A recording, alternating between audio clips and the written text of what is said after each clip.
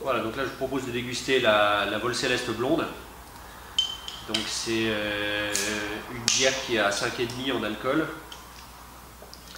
On travaille sur des maltes pilsen et puis un petit peu de carrel, donc c'est un malt très légèrement caramélisé. On en met très peu. Et sur les houblons, on est sur du cascade et du sage. Donc le cascade, ben, ça vient de dégustations aux États-Unis où c'était un peu le houblon phare à une époque. Je pense que ça allait rester, j'en sais trop rien. C'est un peu le houblon qui a fait connaître au grand public la variété des arômes du houblon, si vous voulez. Voilà. Donc ça c'était, voilà, je tenais à ce que quand j'ai créé la brasserie, je tenais à ce que dans ma gamme il y ait une bière avec du cascade. Voilà, ça rend bien, c'est un houblon qui est très fruité. Donc là sur cette bière, on est sur une bière blonde claire, hein, c'est une blonde.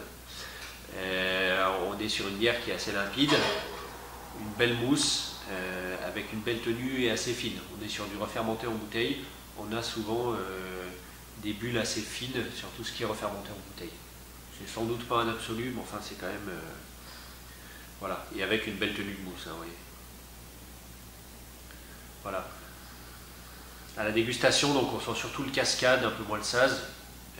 On est sur vraiment quelque chose de très fruité, très frais.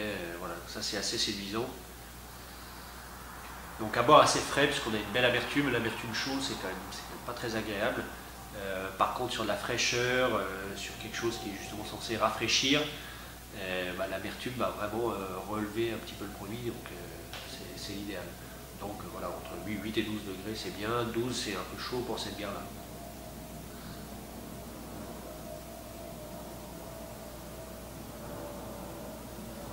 Voilà, on bouche donc première impression, toujours sur le fruit. On a une mousse qui est bien présente, mais qui pétille pas dans la bouche, donc ça reste très onctueux. Et après on a une légère sucrosité qui accompagne en fait le fruit qui va rester longtemps en bouche, hein. Ça reste vraiment... voilà, là j'ai encore le goût du fruité dans la bouche. On a une amertume qui est bien fondue, qui est présente, qui n'est pas excessive, qui est bien fondue. Voilà, donc c'est un produit qui est à la fois très facile d'accès et qui reste malgré tout assez fruité, assez parfumé. Une amertume qui est correcte. En théorie, on est entre 20 et 25 IBU, ça ne veut pas dire grand chose en dégustation. Nous, ça nous aide dans le process pour être toujours à peu près calé. En dégustation, les unités d'amertume sont toujours à mettre en corrélation avec le reste du profil organoleptique de la bière, c'est-à-dire sa force en alcool, la quantité de sucre résiduel, donc tout ce qui participe de l'équilibre de la bière en fait. Donc les IBU seuls ne vont pas nous aider en dégustation, c'est un indicateur. Voilà. Donc là on est assez faible en IBU, mais sur une bière faible en alcool également, pour une bière de dégustation, on est qu'à 5,5. Donc on a une belle amertume. Voilà. Et une belle longueur en bouche.